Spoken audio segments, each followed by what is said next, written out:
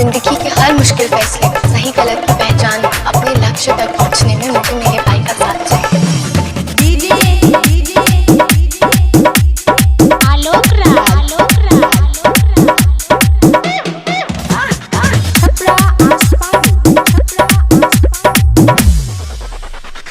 जान कहने वाला बॉयफ्रेंड हो ना हो, पर ओए पागल सुन कहकर बुलाने वाला भाई जरूर होना चाहिए। क्योंकि भाई की लाइफ का एक ही मकसद होता है, अपनी बहन को ये याद दिलाना कि वह कितनी पागल है।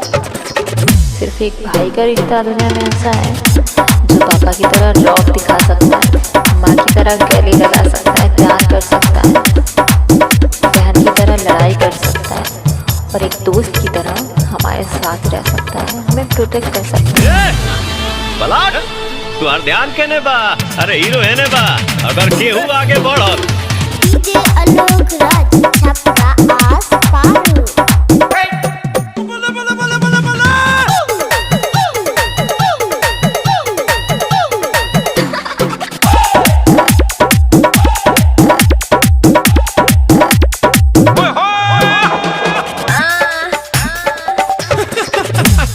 Exclusive remix.